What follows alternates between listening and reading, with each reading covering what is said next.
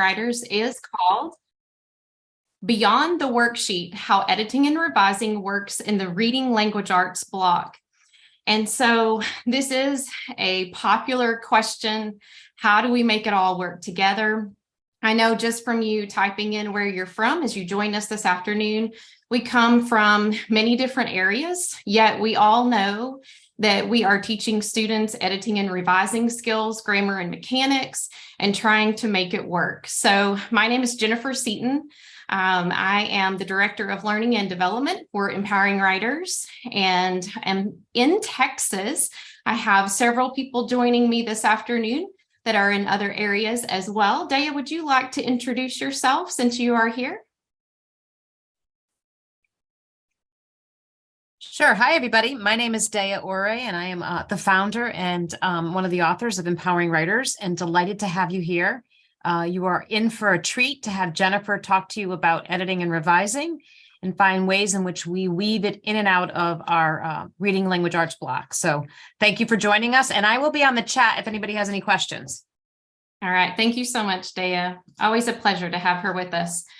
Today, what we hope to do is help you to understand how direct and explicit grammar and mechanics instruction goes in hand with teaching reading and writing. We know oftentimes the pendulum in education swings back and forth. Do we teach grammar and mechanics? Do we not teach grammar and mechanics? Does it happen on its own? Does it need to be taught directly? We know scientifically and by research that it definitely needs to be taught. But the question is, how do we teach it when we have other pieces that have to be put into the block, such as reading, writing, spelling, everything that you're trying to incorporate into that reading language arts block. So that's what we want to see. What is the connection? Secondly, we want to make sure that you are familiar with the resources that Empowering Writers offers. We hope that we equip you, if you are already someone who subscribes to our editing and revising resource, whether that's printed or digital, that you are aware of the opportunities that we have to practice those key skills and then apply them in generative writing and also for use in reading comprehension. If you are new to Empowering Writers and you do not have these resources, we definitely will lay these out so you can see what we have to offer. We also want to identify the importance of the application of the skills in generative writing and really make that connection with how it affects the new assessment demands. And so you may be in an area where you have recently received new standards and you're thinking, how does this work? Maybe your assessment is new or newer, or maybe it hasn't changed and it's about to change. Wherever you are in that spectrum, when the assessment changes, something significant we realize is that the skills stay the same.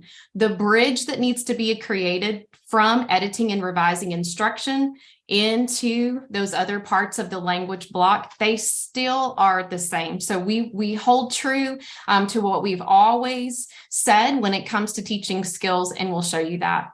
And then finally, we want to make sure that you are aware of professional development opportunities that can support teacher confidence and practice. So we want to provide you, what does it look like? Why is it important? How can you have resources to support that? And how can you have training if that's something that you're interested in? So I would like to begin by defining what we mean by editing and revising. And as this is explained, I want you to think about either in your experience in education, what do you think teachers paid the most attention to? Where did you see the marks on your paper? Was there a lot of red ink in editing or more in revising? So let's think about that.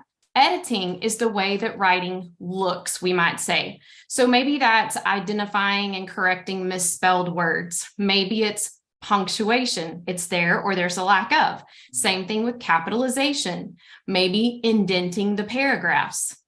Now think about, did we pay more attention to revising, the way that writing sounds? So is there extraneous information included in the writing? Does it need to get out?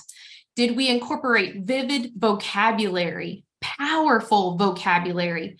Are the beginnings entertaining, and do the endings have an extension that make us think, wonder, worry, wish? Do we have well-crafted introductions and conclusions? Is there elaboration that's been added? Did we revise to add more? And what about that organization? Is it organized in a sequential and easy to understand way? So when we look at the two, here's what we realize. Oftentimes, we're marking up students' papers on editing, but what we want to make sure is there is a nice balance, because as you can see, we are often overlapping concepts. When we look at both sides, editing and revising, we know that writing flows smoothly from idea to idea, and the overall quality of the writing improves.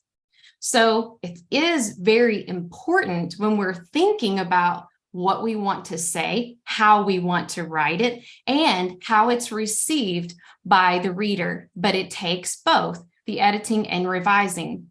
Well, in order to understand how this fits into the reading language arts block, perhaps now that we have this defined, we step back just a little bit and look at the bigger picture to incorporate those other pieces in that block. And the way I want to do this is I want to show this through a slide that we often use because it's very important. It's what we consider to be the foundations of literacy.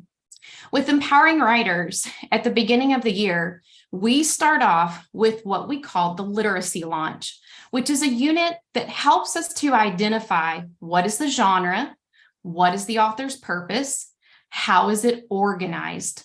We begin to teach the graphic organizers that students will use both when they're reading and when they're writing. And you can see those on the outliers of the Venn diagram, that narrative writing diamond and the informational pillar there on the right.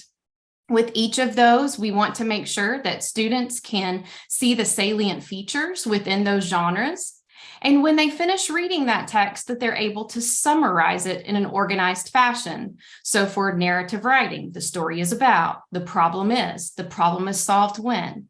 It's a predictable way for me to think about working through a story in order to summarize it as a whole. I also know as I'm reading an informational piece, I can use a framework with a topic and the main ideas that I can capture as I'm reading and be able to summarize upon completion. And also that literacy launch in the first few weeks of instruction, incorporate annotation and analysis so that I can identify at an awareness level the skills within these genres. So it's kind of that 30,000 foot view. We're going to give kids an opportunity to have a proactive interaction with text so that they can take this across the content areas and really have that exposure that they need to intake the information, boost their comprehension, and be able to store it in their memories.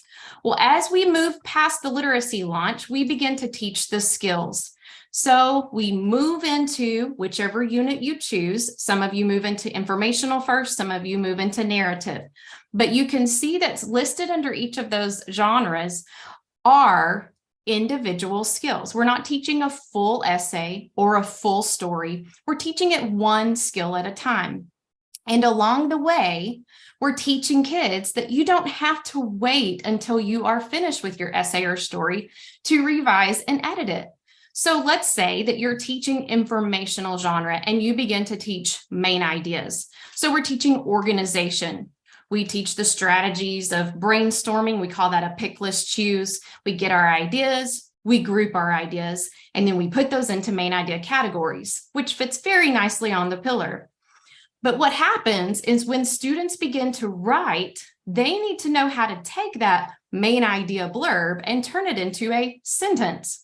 Well, enters the first time that we have to use our skills of sentence construction, subjects, predicates, capital letters, punctuation, and begin to think about that sentence, as well as can we make it better? And so we're editing and revising while just working on that main idea skill.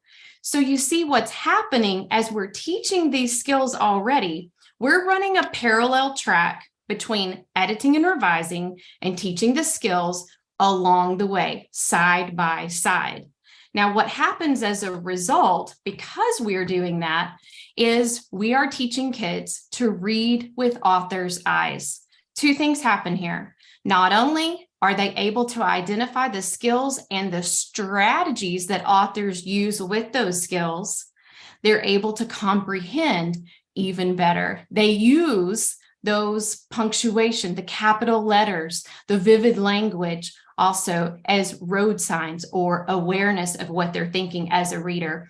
So it is this approach that now students can both generate and respond to writing. And we talk about responding to writing anytime we're asked a question or presented a task, and students have to respond to that task, maybe using a source text where they have to go and find that evidence and then frame it up organizationally. That is that response to text. So in thinking about generative and responsive text just a little bit further, what we see is there is a common language between the two. Now, generative writing obviously is crafting, creating, drafting, thinking, working through putting those ideas down on paper. So we are attempting to organize that information logically. Responsive writing is reading with author's eyes. I know how to craft it, right? So see those arrows going back and forth?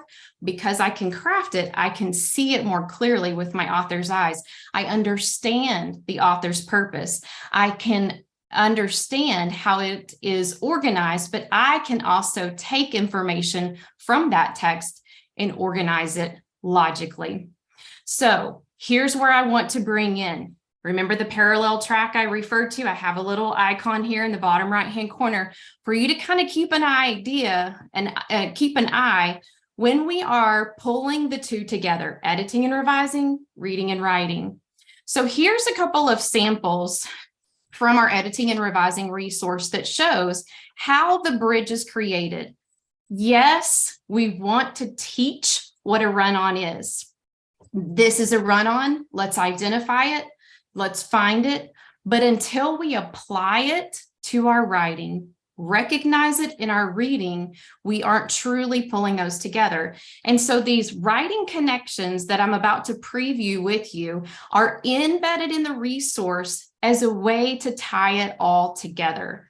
And so let's look at this first one. This first writing connection says, writers can create on and ons using words other than and. Sometimes authors might use and then, or after that, or even because, or so.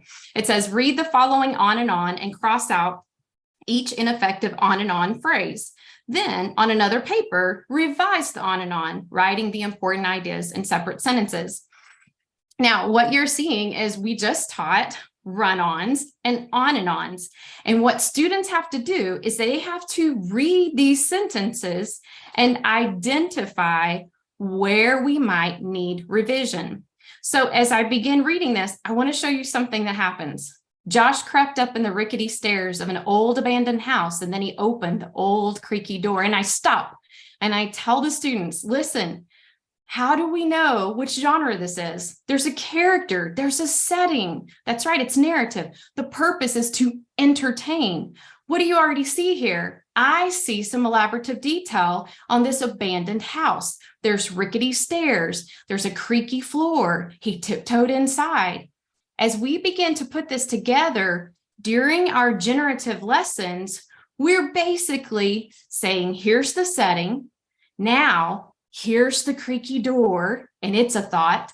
And here is where we are tiptoeing inside, and it's a thought. And because we know that we're stretching each of those pieces out, they become a complete thought.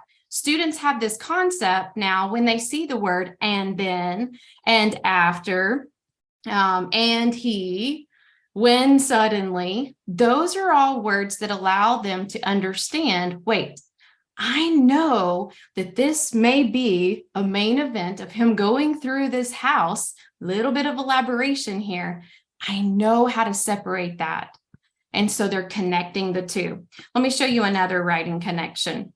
This one says the paragraph above is taken from a narrative story. Now you don't see this paragraph. It says, pretend you are with the girls. What did they find?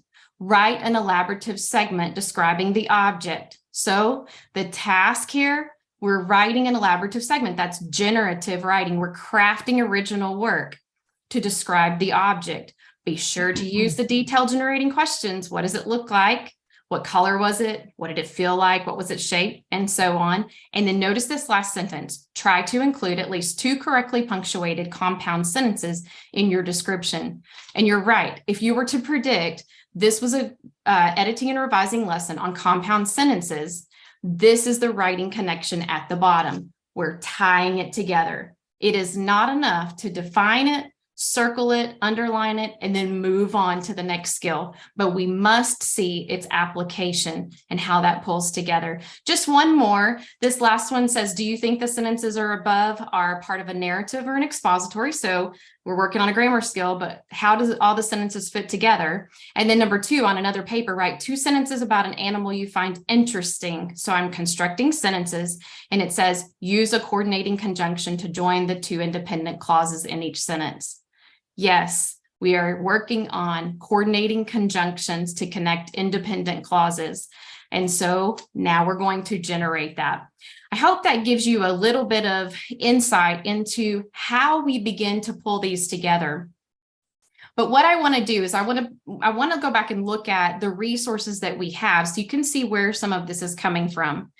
So to work grammar and mechanics, and mainly sentence structure, okay, parts of a sentence, subject, predicate, capitalization, punctuation, and language, we have what's called Sentence a Day for kinder, first, and second. So those are those first 2 pieces that you see there. For 3rd, 4th, 5th, 6th, and 7th grade, the resource is editing, revising, and more.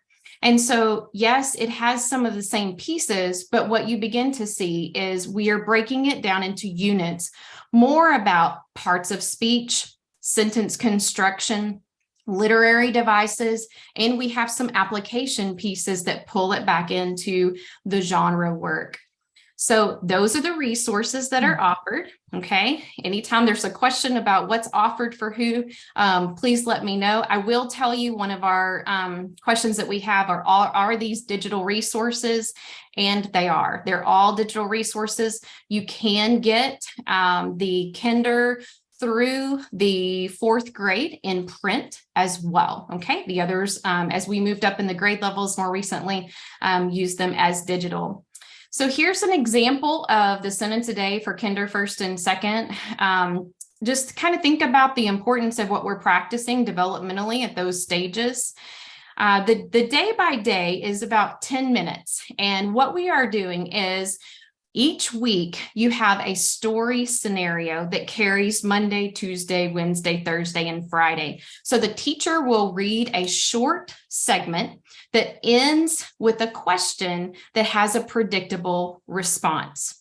Okay, so they can read that story segment if they want to. Now we also have that in PowerPoint form, so they can play the digital PowerPoint, which will also read it to the students if they want to. Then once that ends, then they will chart the answer to the question. So for instance, this one is, oh no, Dan's alarm clock went off and he was late for his first day of school. His mom handed him quickly a muffin as he ran out the door. What did he have to do? Something like that. Not exactly. And the answer is Dan ran. So we asked the students, what could the answer be? We lead them to Dan ran. So the teacher charts the predictable response. So here it is on the right-hand side, this first one, Dan ran. And then with the students, we'll identify who ran? Dan, that's the subject. What did Dan do? Dan ran. A who and a do, and we divide that with a slash between the subject and the predicate. Now, how does it end? And the class every day says with a capital letter. And how does it end? And the class says with a period. So at that point, if you're following along down here, we ask the students to write the sentence on their paper. So this is a daily practice for the kinder, first, and second. And then we wait for them to get it on there and ask them to underline the who part in red, as you see on the right, the do part in green, and then to trace the capital and the period in blue. We walk around, affirm those responses. So this is an a sentence that's repeated the second day. There's a little bit of a twist on that scenario, and we'll change it out. Jan ran, Mom ran, Pam ran. And then on Friday, they get to come up with their own response. So there's a release there at the end of the week. The next week, we have a new story scenario with some new responses that have patterns throughout, and they begin to become increasingly more complex, not only in length, but also in skill. Okay, so that's kinder first and second. But let's think about this, because what we're talking about is within the block, how do we make the connection? We're teaching our kids how to write a sentence, but now what purpose does that sentence serve? Here's the sentence: Dan ran.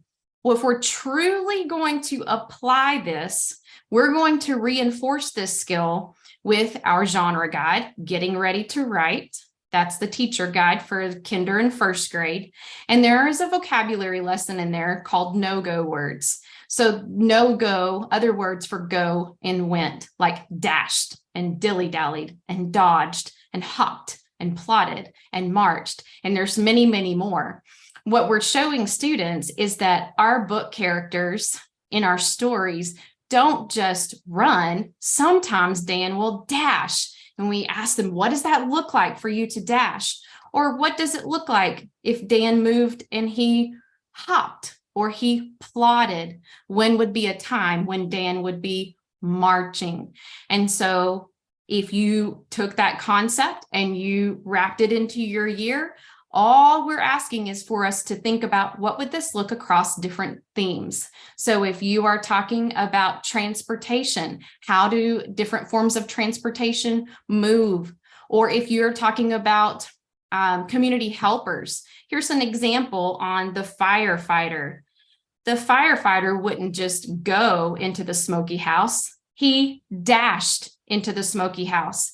Now, before we go to the other examples, think about this. This is what we're talking about, that parallel track. You see that image again in the bottom right-hand corner of the screen.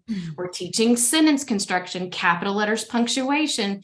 We're teaching revision because we are teaching kids how to modify that word ran for other words that are more visually perceptive. And we have a purpose. What do firefighters do? Are we giving information about a firefighter or using our firefighter as a character in a story? We could say the firefighter stomped over the sparks on the ground. She raced to the bedroom and so forth. Okay, so there's our application with our kinder and first grade. As I see, many of you are also in the upper grade levels, but it's always important for us to look vertically at the spectrum of what we're building on when students come and why that's so important. And so I've pulled a couple of examples from assessments that I think many of us can relate to. What a task is that's asking kids to really demonstrate their understanding of a revising and editing skill. And what's required? Because a lot of times we look at a question, what do students have to know in order to answer this question?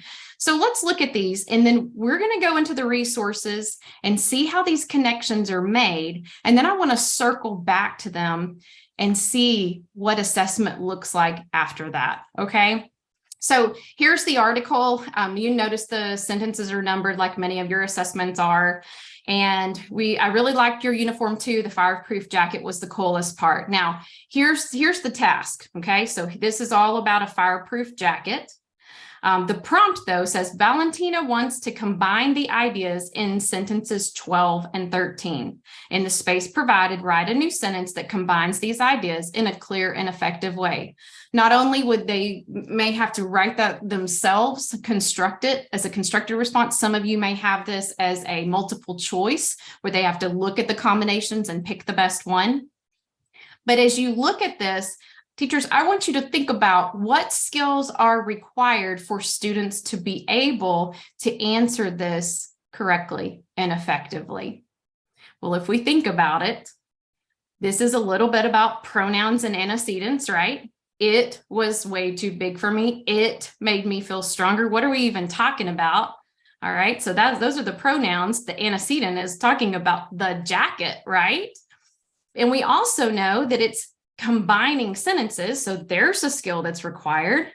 Well, when you combine sentences, sometimes you're taking two simple sentences and you're making a compound sentence. And when you make a compound sentence, you have to connect them with a comma and a coordinating conjunction. So there's those skills. And once you get your sentence written, you have to capitalize it. You need to know how to punctuate it correctly. And then you're double checking to make sure that you have that subject and predicate still in the right place with everything that you've added. Woo, that's a lot, wouldn't you say? So all of those skills reside here. We have all of this to teach and all of this to apply. Again, the question is, how does it work in the blog?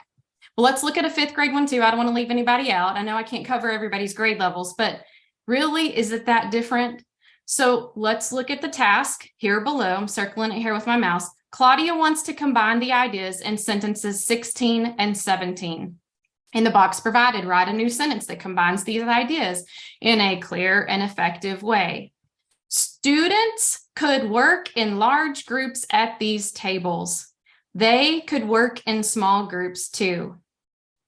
Think about it. What do we have to know? Wait a minute. It's the same thing. They could work. Who could work? The students. Pronoun, antecedent. What are we asked to do? Combine. What do you make when you combine? Compound sentences, using coordinating conjunctions, using commas, making sure you have capitalization, punctuation, subject, predicate. The list could go on. You may be thinking of others that we could include as well. Okay, so let's go back to instruction. Good instruction leads to our students' understanding. And so I've pulled here one of those skills, understanding simple and compound sentences. And I just want to show you how the flow works, how the resource works, how we push it into the reading, how we push it into the writing, and all of that gets incorporated for a more solid understanding and a better chance at answering these questions in an effective way. So if you will just look with me over on the left-hand side of the screen, we have a clearly focused objective to start with. Students will recognize simple sentences and learn that two simple sentences can be joined together to form a compound sentence. I do believe that's what those assessment pieces were asking us, yes? And we know we have to use a comma and a coordinating conjunction. Well, speaking of that pendulum I was referring to earlier, some of us may have gone through a time period where you as the teacher didn't receive direct grammar instruction. We want to make sure that you do understand the skills that you're teaching. And that's why in the resource, we definitely provide that necessary background for those of you that it depends on what time you went through. It doesn't matter. We want to make sure and give you a full detailed description. So that's available before the step-by-step procedure. Once we go into the step-by-step procedure, then we have, what should I chart? Here's some sample sentences. Those are short sentences that we're going to combine. We want to ask kids to circle, underline the subject, circle the verb, tells us exactly what to do, how to incorporate those fanboys. And then I want to show you something. As we start adding those in to create those compound sentences, notice that the procedure says that you're going to give several more simple sentences, have students give you more simple sentences about activities that they enjoy. Here's a beginning oral generation of ideas. So they come up with their own, they're crossing the bridge, beginning to cross the bridge of taking what they know and applying it to another topic. We chart these together. We're going to start combining them with the fanboys. We can even have them create a puzzle with some index cards with the fanboys. So it's kind of a hands-on, something that triggers in their memory. And then have kids pair up different sentences with the correct coordinating conjunction and a comma. And I'll show you an example of that in just a moment. Now, alongside this, we have the student pages. And so you can see there are definitions at the top, clear directions. Is this simple? Is it compound? If it's compound, then they're going to circle the independent clauses. and then go down to the bonus and the writing application. These are what I was showing you at the beginning. Write 2 compound sentences. Write those, generate those. Notice the one over here. What would you do with a new laptop? Write 2 compound sentences about this. Use a different conjunction to join the independent clauses. So I see my teacher modeling. I'm a part of that modeling. I begin to use some different vocabulary, apply it to different topics, expand my knowledge on content vocabulary. I practice recognizing, notice we're still at the bottom level here, and then I begin to move up. So my awareness is moving into generative.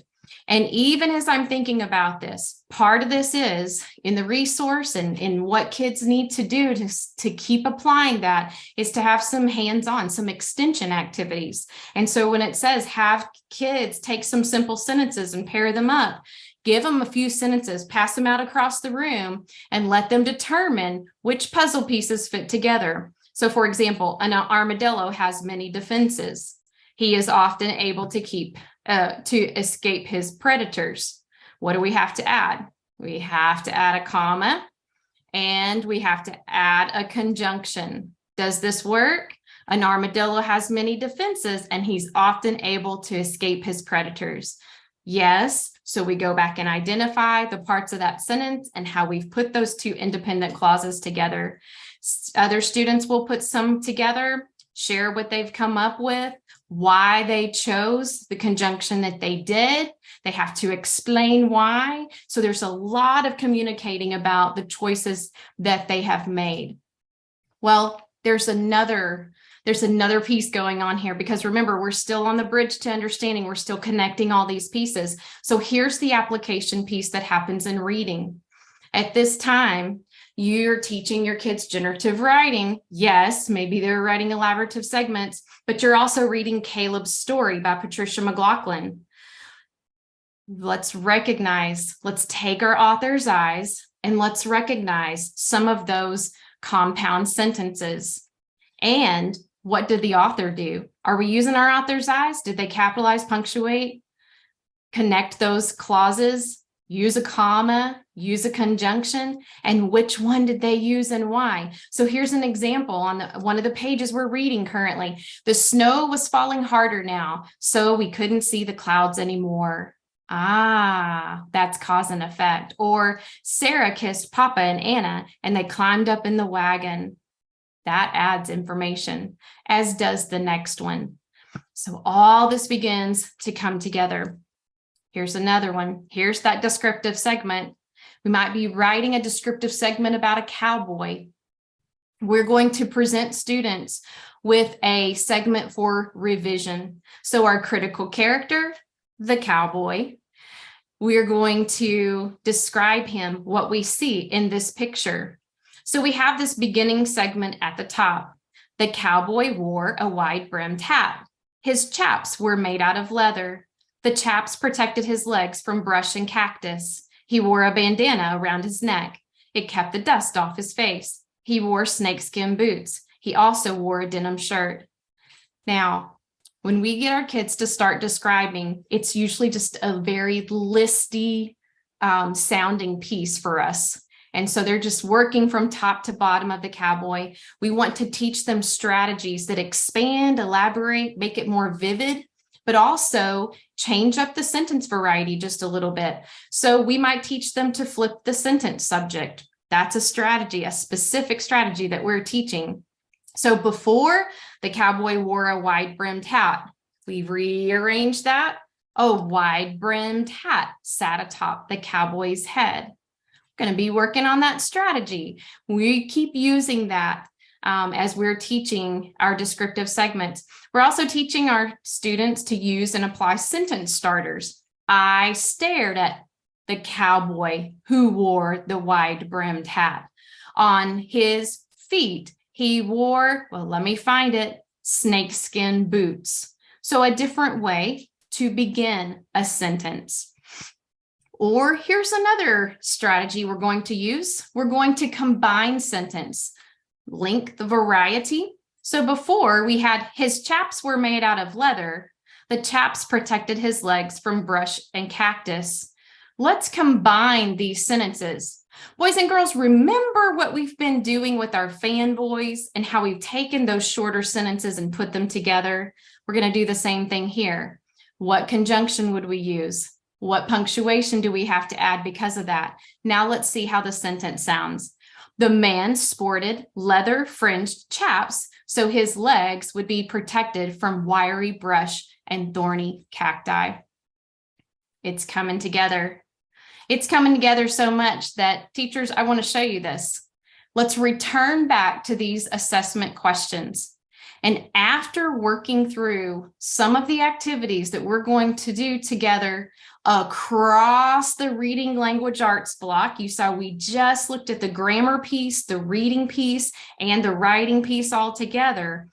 As a student, when I come back to this task, and I begin to combine sentences 12 and 13. It was way too big for me. It made me feel strong and powerful. I know those are contrasting ideas. I now have enough practice that I recognize those independent clauses, so my conjunction will work with but. It was way too big for me, but it made me feel strong and powerful. I remember when Patricia McLaughlin wrote her sentence and she had to use the word but, and she capitalized her sentence and punctuated her sentence. You see what I'm saying? It's a repetitious act that's pulling all of this together. Same piece for fifth grade, but the more advanced that we're getting, the more we're starting to see multiple ways for students to attack these kinds of questions. Students could work in large groups at these tables. They could work in small groups too. Now, let's think about it. Those are options, right? So my conjunction is or. Students could work in large groups at these tables, comma, or they could work in small groups too. But I also know I could put the two together. Students could either work in small or large groups at these tables. And this is only one clause. I don't need a comma. I don't need a conjunction. Now, you tell me, think about this. That's only doing the lesson of simple and compound sentences. As teachers throughout the year, we are going to address these other skills. We're going to teach pronouns and antecedents. What's that going to do to questions like this? Strengthen them. Be able to explain reasons why even deeper. We're going to continue talking about different ways to combine sentences. All these pieces are individual skill-based lessons throughout the resource that are going to be taught in the manner that you saw today.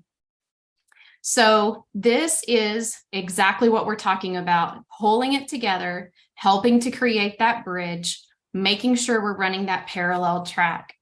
So I want to open it up for questions. If you have some questions on your mind, we're about to open it up for that. I do want to close with the opportunity that if you want to hear a little bit more about what we're talking about today, we do offer professional development for both areas, kinder through second grade, on a sentence a day. And for third through sixth grade, we offer editing and revising workshop to go along with those materials. It really is more focused towards third and fourth, but we have fifth and sixth grade teachers that come to it all the time. So I just want to put that little disclosure in there.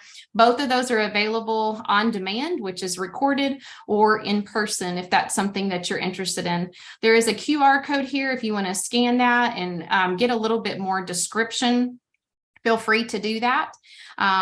Dea, did you have anything else that you wanted to add before we opened it up for questions? No, I would be interested in hearing if anybody has questions in terms of what they saw. Great job, Jennifer. I think you did a beautiful job of connecting the reading and the ongoing editing and revising. It's often a topic that comes up with teachers, and it's never just one and done. So thank you so much for taking us beyond that worksheet. You're welcome. You're welcome. Please feel free to unmute, ask those questions.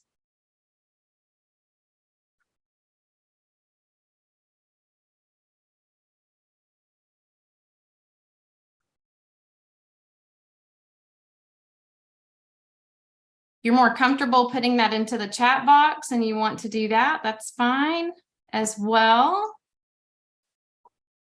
We'd also love to hear any of your takeaways. So if you have any takeaways or ahas or something you would share, feel free to share that as well. Jennifer, I know we have a lot of people here from different states and assessments may look different in one state over another. Do you have any thoughts on that in terms of what we talked about today? Of course. As we looked at the skills and we broke down the questions, we broke it down to skills that are never changing. We will continue to teach no matter what our assessment looks like or how it changes. We will still teach kids good writing, good editing and revising skills. So Jennifer, I want to thank you again for all the work that you did on this and this presentation. And I want to thank all of you for being a great attentive audience. If anybody has any questions and they want to stay on and talk to us, if that's a more comfortable environment, feel free to do that. And the rest of you, thank you so much for coming.